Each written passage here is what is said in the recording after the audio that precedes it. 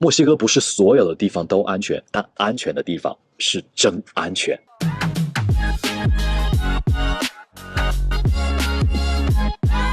Hola amigos， 很高興今天戴上了我的牛仔帽，穿上了我的阿茲特克與蛇繩文化衫，來給大家聊聊墨西哥。說到墨西哥，你首先會想到什麼？毒梟、槍戰、綁架，還是美墨邊境上那些看起來永遠不會結束的混亂？我相信很多朋友第一次聽說要去墨西哥，腦海裡浮現的都不是陽光、教堂和龍舌蘭，而是電影裡一輛黑色 SUV 突然衝過來，車門一開，下來幾個端着真理的墨鏡大哥。所以這次我來到墨西哥，很多朋友問我的第一個問題，不是這裡有什麼機會，也不是墨西哥身份怎麼辦，而是非常直接的一句話：Sean，墨西哥到底安不安全？這一次我主要走訪了墨西哥綜合實力最強、經濟活動最集中的中部地區，包括 Bajío 以及周邊最代表墨西哥的那幾座城市，足跡遍及墨西哥城、瓜達拉哈拉、克雷塔羅、萊昂、瓜納華托和聖米格爾德阿連德。話多說 ，Let's get into it。先說結論，這是我的墨西哥安全體感排名。如果只看這次實地走訪的個人感受，我會把這幾座城市分為3個檔次。第一個檔次是克雷塔羅和聖米格爾，第二檔是瓜達拉哈拉、萊昂和瓜納華托，第3檔則是墨西哥城。但這裡要特別強調，這不是一份官方的犯罪率排行榜，也不是嚴謹的統計數據，而是我親自走過各大城市的主要生活區、商業區以及旅遊區以後，最真實的個人感受。說白了，這不是一份安全與危險的排名，而是一份你在這兒能夠放鬆到什麼程度的排名。排行墊底，但並非危險。墨西哥城 CDMX 資源極度富集，代價也極其鮮明。咱們來聊聊排在我個人榜單末位的墨西哥城 CDMX。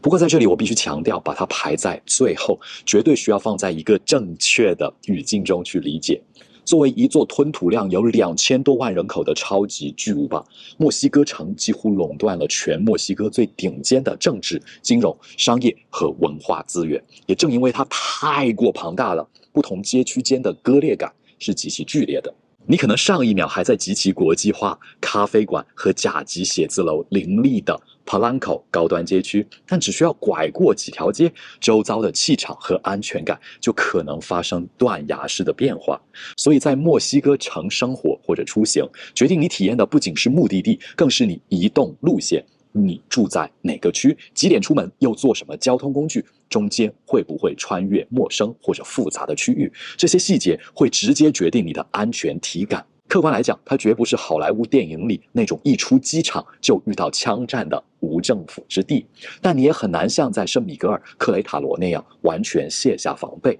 無憂無慮地漫步在老城街頭。所以，墨城在我這兒墊底。不是因為這裡有多危險，而是因為它太龐大、太複雜，人口密度太高。它解決的是你的資源集聚與視野上限的問題，但你需要付出的代價就是超級大都市所無法回避的交通擁堵、治安隱患以及隨時緊繃的生活節奏感。今天我和好幾個在當地投資的企業家，還有在這邊前華為的工作人員都聊了。就是他們都身邊都有人遭遇過搶劫或者綁架事件，但是無一例外都是在一些危險的地區。說白了，就是你一定要注意在危險的地區還是不危險的地區。比如說晚上確實相對白天要危險，但是晚上如果你在像我現在所在的這個BBVA 这個總部大樓樓下，這個也是整個墨西哥城的一個中心大道，叫做改革大道，旁邊就是我現在的正前方就是獨立天使，對吧？大家都知道墨西哥城的獨立天使雕像，就是所以這個區域呢是相对比較安全的。你看我背後還有很多小情侶坐在這個街心花園裡。第二檔，瓜達拉哈拉、萊昂、瓜納華托，安全感差不多，性格完全不同。咱們再來看看第二檔的3座城市。瓜達拉哈拉、萊昂和瓜納華托，在我實際走訪和活動的核心區域裡，這3座城市的治安體感相差不大，但他們的性格和給人的生活方式是3個完全不同的世界。第一座是傳統與科技交織的大國重鎮瓜達拉哈拉。作為墨西哥的第2大城市，瓜達拉哈拉不僅是國家級的文化中心，更是科技、電子與製造業的重鎮。我這次住的地方叫做 Colonia Americana， 這裡臨近老城區，走在街上，一邊是充滿殖民風情的古老建築，另一邊則是極其密集的精緻咖啡館、高端餐廳和現代住宅。瓜城最打動我的是那種大城市特有的呼吸感。逢周日早晨，城市就會把幾條主幹道暫時給封閉，直接變成市民騎車、跑步和散步的無車天堂。整條街全是帶孩子、牽着寵物出來散步的家庭，每個路口還有警察、志願者在維持秩序。這種輕鬆愜意的生活氛圍感太強烈了。而且這裡也是墨西哥文化的原鄉。世界杯期間，我在大教堂附近的觀賽區和當地球迷一起看球聚會。當時我問一位當地的朋友，在你們眼裡什麼最能夠代表瓜達拉哈拉？他幾乎毫不遲疑，就直接脫口而出 Mariachi Tequila Charlos， 也就是馬里亞奇音樂、龍舌蘭酒，還有夏罗骑士文化。我們今天對墨西哥最熟悉的這些文化符號，絕大多數都發源於瓜達拉哈拉。它既保留了最純正的傳統底色，同時又擁有國際化大都市的現代節奏。咱們再來看看萊昂，一座低調卻極其硬核的工商業心臟。如果說瓜達拉哈拉是靠文化和科技出圈，那麼萊昂走的是純粹的實用主義路線。它不精雕細琢，不靠風景出位，因為它的使命根本就不是服務遊客的。作為墨西哥著名的皮革和製鞋之都，萊昂的底層邏輯只有4個字：製造商貿。這裡沒有泛濫的網紅打卡點，卻有着非常堅實的本地中產階層、充沛的就業機會和井然有序的商圈。整座城市就像一座高速運轉的精密發動機，靠着龐大的製造業集群在給自己造血。它可能缺少一點旅遊城市的浪漫，但是它給你的是一種極具煙火氣、踏實且富有商業張力的城市底氣。最後則是墨西哥的童話山城瓜納華托。作為皮克斯經典動畫《尋夢環遊記》Coco 的靈感原型地，這裡錯落有致的彩色西班牙式建築和紫粉色的晚霞交織。就在我前往墨西哥的同一時間，芒果台的花少團也把這裡作為了節目錄制現場，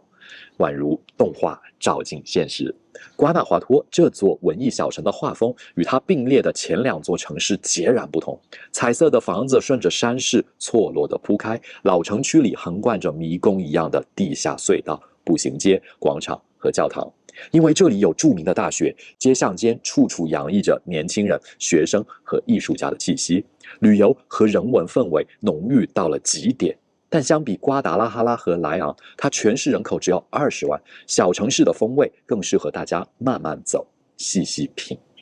第一檔，克雷塔羅與聖米格爾，大中城市與小而美城鎮的完美互補。聖米格爾就像一個被時光偏愛的藝術小鎮，走在石板路上，兩旁是色彩斑斕的殖民時期建築，空氣裡彌漫着咖啡與畫廊的氣息。首先，這座小城鎮能夠給你極致的安全體感，在這裡，你完全可以放下在許多大城市裡的緊繃神經。不論是深夜漫步在中央廣場，還是在巷弄裡的露天餐廳用餐，它的治安體感幾乎達到了讓人忘記自己身在拉丁美洲的程度。其次，這裡擁有相當成熟的外籍圈層，這裡聚集了大量來自美國、加拿大的藝術家、退休人士和數字游民，英語的通用率非常高，生活配套高度國際化。與此同時，這裡也擁有墨西哥極致的局限與代價。小而美的另一面是它天然的局限，缺乏堅實的產業、醫療、教育等高端配套，無法與大城市相比。而且核心區的房價早已被外籍買家推至高位，房價甚至都已經超過首都墨西哥城的平均水平。克雷塔羅則是一個地氣十足的2線大都市，綜合配置無短板之選。與精緻的聖米格爾不同，克雷塔羅不是一個供遊客打卡的風景區，而是一座有血有肉、自我造血能力極強的現代化大都市。僅其同名的主城區，2020年的常住人口已經超過了105萬，過去10年人口增長超30%。汽車、航空航天、家電、精密製造在周邊形成了龐大的產業集群。城市的發展有堅實的實體經濟作為底座，首先，這裡既保留了完整的歷史城區，又有極為現代化的高端社區、國際學校、大型購物中心和高新工業園區，外籍人士需要的一切生活設施這裡一應俱全。其次是這裡秩序井然的正常生活。走在克雷塔羅的核心生活區，年輕人聚集在咖啡廳聊天，你不會覺得自己身處一個需要時刻保持警惕的地方。更值得我們環球旅居者注意的是，這裡令人難以置信的房地產價格。我們在鏡頭裡拍攝了大量的當地社區，這些住宅並非為了低價而犧牲品質的產品，社區規劃完整，居住環境現代，但價格相對其城市規模、產業基礎和品質低得有些不講道理。總的來說，聖米格爾提供的是一種度假式的精緻與無憂，適合短期旅居和追求純粹的愜意生活的養老群體。克雷塔羅則提供的是大都市的底氣與充沛的資源，但又沒有墨西哥城那種超級大都市的複雜與擁擠。對於希望將海外身份、家庭生活與當地資產結合起來的朋友們來說，克雷塔羅的優勢是極其明確的。如果讓我在這次走訪的所有城市中選擇一個長期生活和綜合配置的落腳點，我會優先認真研究克雷塔羅，而把聖米格爾作為從克雷塔羅驅車1小時即可到達的周末後花園。聊到這兒，肯定會有朋友想問，Sean，你排的這個安全體感榜單，為什麼跟美國國務院官方公布的墨西哥風險評級不太一樣呢？這裡咱們必須把個人現場體驗和官方預警提示這兩個維度拆開來看。參照美國國務院的分類標準，第2級別需要提高警惕的是墨西哥城和克雷塔羅州，第3級別建議重新考慮前往的是瓜達拉哈拉所屬的哈里斯科州，以及聖米格爾、萊昂和瓜納華托所在的瓜納華托州。單看評級，官方口徑似乎確實與我的排名存在些許的偏差，但只要你深入研讀預警的細則，就能夠看清其中的邏輯。官方評估通常是以整個州為單位，而我們真正落腳生活的是具體城市裡的核心生活區以及高品質社區。拿哈里斯科州舉例，全州虽然處於第3等級，但美國政府並未限制其工作人員進入瓜達拉哈拉大都會區。同理，瓜納華托州風險多集中在南部特定的工業走廊或者特定的公路路段，這與聖米格爾歷史城區和瓜納華托山城的真實治安狀況完全不能劃等號。與此同時，中國駐墨西哥領館也多次公開發布提醒，墨西哥局部地區的盜搶和綁架案時有發生，建議各位避免前往非主流旅遊區，且夜間務必減少外出逗留。所以我分享的這部體感榜單排名，本意絕非推翻各國的官方預警，而是為了補充那些官方地圖還無法還原的生活微觀細節。官方地圖告訴你的是安全的邊界在哪兒，而實地走訪解決的是真實生活在哪。官方能劃定宏觀的風險紅線，但只有你親身踏上這片土地，才能夠看清真相。這座城市的核心生活圈如何分布？晚上是否能夠氣定神閒地出門散步？廣場是否有家庭在帶娃活動？外籍社區是否具有長期定居的意願？以及當地人究竟怎樣在高密度的城市空間裡自如生活？唯有讀懂這2個層面的差異，你才能夠在全球化資產配置和親身旅居規劃的過程中，選出最符合自身需求的理性路徑。看懂安全地圖，才能看懂墨西哥的資產邏輯。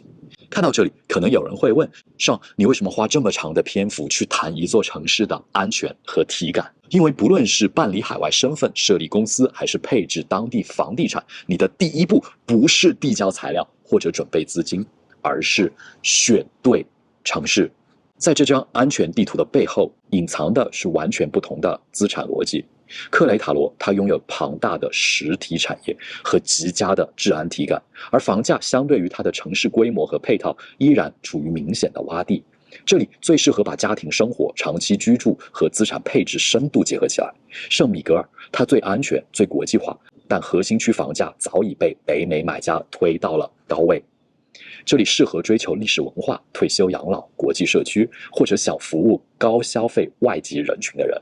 瓜達拉哈拉則是機會多、體量大、有科技和文化的加持。萊昂走的是純粹的工業製造和本地商貿邏輯，而瓜納華托城則深度綁定旅遊、文化和高效人群。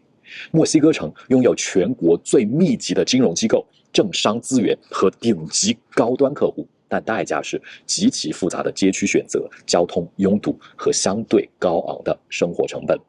所以你看啊，雖然他們都叫墨西哥房產，但底層的計價邏輯卻完全不同。所以在海外看資產，你絕對不能只問這套房多少錢，而是要問它位於哪座城市，在哪個街區，當地靠什麼產業造血，你的租客是誰，人口為什麼流入，未來的流動性是來自於本地的中產、國際遊客、工業產業工人，還是北美的退休族。所以說，安全絕對不是一個生活體驗問題，它會直接穿透到租金收益、入住率、房價的漲幅、轉售難度以及買家結構裡，成為資產定價中核心的一環。看懂了安全地圖，你才能夠真正看懂這裡的資產邏輯。辦理墨西哥身份，第一步也不是遞交材料。同樣的道理，這也完全適用於身份配置。而且大家一定要注意，公司註冊、居留身份、房產持有以及稅務居民身份這4件彼此相關，但絕對不能混為一談。持有居留並不代表你自動成為了當地的稅務居民，成立了公司不代表它已經具備了真實運營的業務，買了當地資產更不代表每一套房都具備投資價值。身份永遠只是工具，而不是終點。資產也不是你交錢買下來了就叫完成配置，它必須真實的服務於你的收入結構、家庭生活和長期規劃。墨西哥不是所有的地方都安全，但安全的地方是真安全。做完這趟實地考察，如果現在有人再問我，上墨西哥到底安不安全？我的答案會非常的明確。墨西哥的確存在很多不應該輕易涉足的危險區域，也確實存在綁架、搶劫和犯罪集團衝突以及公路安全問題。在今天，如果任何人告訴你墨西哥到處都很安全，那他要麼是不了解這兒，要麼是準備賣給你什麼東西。但如果你因此覺得整個墨西哥都不能去，那你一定會錯過這個國家最真實、最迷人的一面。這恰恰也是做墨西哥身份規劃和資產配置最核心的底層邏輯。先看懂墨西哥安全地圖，再談資產落地。先想明白什麼樣的生活和機會，再來決定身份、公司和資產該如何組合。如果你目前正在考慮墨西哥的居留身份、公司業務落地、當地房產配置，或者希望通過墨西哥增加一個鏈接北美的戰略支點，都歡迎聯繫我們做進一步的評估。我們不會簡單的告訴你墨西哥到底是好還是不好，而是會根據你和你家庭的真實狀況、業務需求以及資產結構，幫你精準的判斷哪座城市、哪種方案才最適合你。因為選錯地方，墨西哥可能是一場看不懂規則的冒險，但選對地方，它卻能夠成為你連接北美市場、安排家庭生活、大幅增加全球選擇權的關鍵落點。如果你認同我們這種站在全球視角看資產流動、打破信息差、解構身份規劃的硬核邏輯，歡迎點讚、轉發、訂閱我們順手牽羊頻道。我是Sean，陪你跨國破局，讓你全球都有人。我們下期見，拜拜。